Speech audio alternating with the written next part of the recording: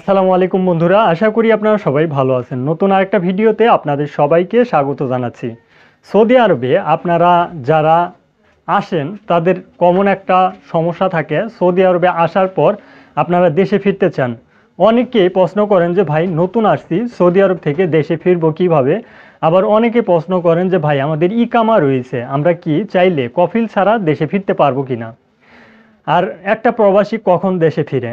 অনেকগুলো টাকা আপনি খরচ করে সৌদি আরবে আসছেন, সৌদি আরবে আসার পর দেখা যাচ্ছে কফিল খুঁজে পাচ্ছেন না। আপনি ইকামা পেয়েছেন কিন্তু কফিল কোথায় আছে এই বিষয়গুলো জানেন না, কোম্পানি ভালো না। সেই ক্ষেত্রে কিন্তু আপনারা অনেকেই দেশে ফেরত আসার জন্য পরিকল্পনা করেন।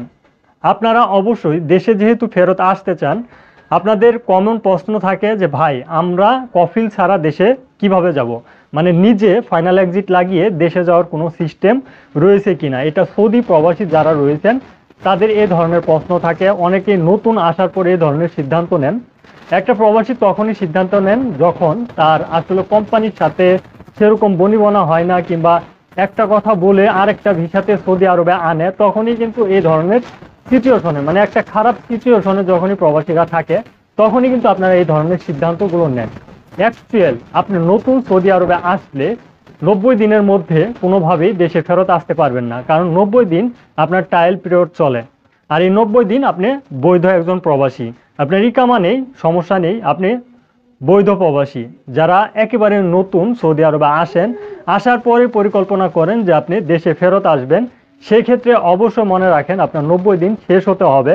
90 দিন শেষ হওয়ার পর কফিল যদি আপনার ইকামা করে দেয়, সেক্ষেত্রে কিন্তু আপনি দেশে ফেরত আসতে পারবেন না কফিলের অনুমতি ছাড়া।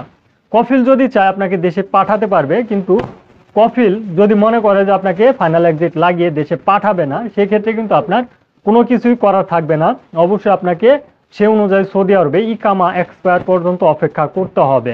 আর কমন আরেকটা প্রশ্ন থাকে যে ভাই আমাদের ইকামা রয়েছে, মানে ইকামা ভ্যালিড, আমরা ভ্যালিড প্রবাসী। অ্যাকচুয়াল ভ্যালিড প্রবাসী আপনারা অবশ্যই মনে রাখেন, আপনাদের ইকামা যেহেতু রয়েছে, আপনাদের ইকামার মেয়াদ যেহেতু রয়েছে, আপনারা চাইলে কফিল ছাড়া কোনোভাবেই দেশে ফেরত আসতে পারবেন না।